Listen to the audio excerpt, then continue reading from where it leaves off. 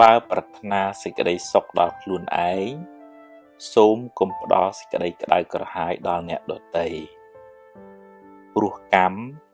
នឹងរត់មករកម្ចាស់វិញមិនខានមានជួបមានព្រាត់មានសុខមានទុក្ខជារឿងធម្មតារៀនទទួលយកទាំងពីរទៅដល់ណាក៏ជួបដែរ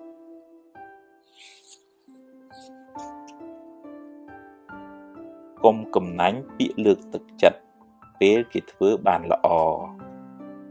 អ្នកបានបុណ្យផងបានមិត្តភាពផងបានជួយពង្រីកអំពើល្អផង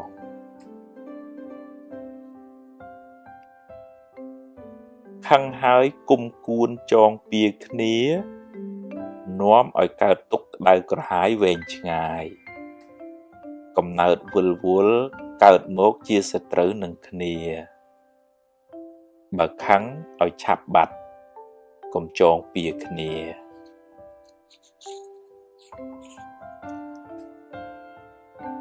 បំណងប្រាថ្នា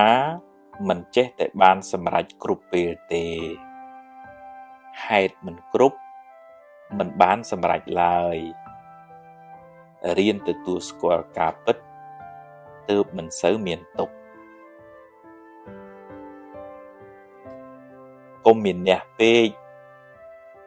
កុំពូកែតែឯងពេក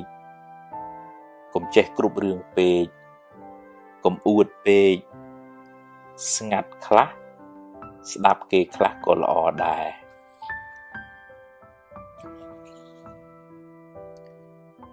និយាយច្រើនតែអត់ប្រយោជន៍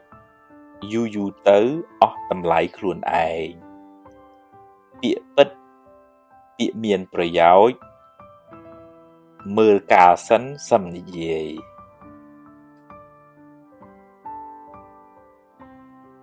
ខឹងក្រោតច្រើនមួម៉ៅច្រើនទុក្ខក៏ច្រើនបើខឹងឲ្យឆាប់បាត់កុំគុំទុកក្នុងចិត្តអីរៀនដូរចិត្តដូរអារម្មណ៍ដូររឿង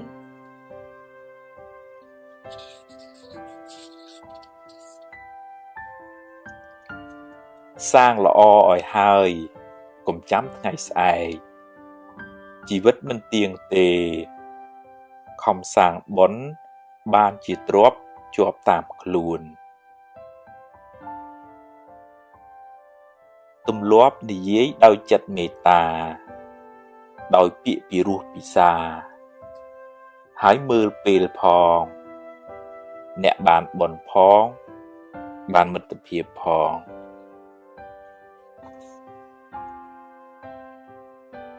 មិនបៀតបៀនអ្នកដទៃដោយកាយឬវាចាជាមហាបុណ្យដ៏ធំធេងកើតជាតិណាមានអាយុវែងសុខភាពល្អមានគេចូលចិត្តច្រើន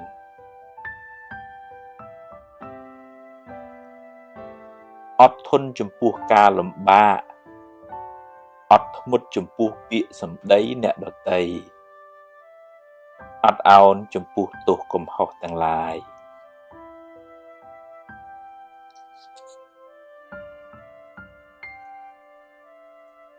មិនតបតទាំងកំហឹង ជាជ័យជំនះដ៏ធំធេងគឺឈ្នះសេចក្តីក្រោធក្នុងចិត្តអ្នកបានត្រជាក់ចិត្ត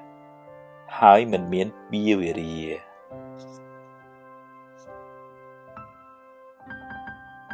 អុចអាលឲ្យគេឆ្លោះគ្នាបាបខ្លាំងណាស់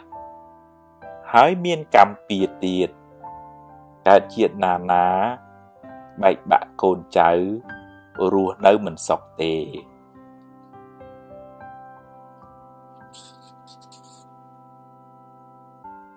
ពេលនិយាយស្ដីឲ្យចេះគិតក្រែងចិត្តគេខ្លះផងវាចាមិនល្អនាំឲ្យមានបាបកម្មពៀវេរាកើតជាតិណា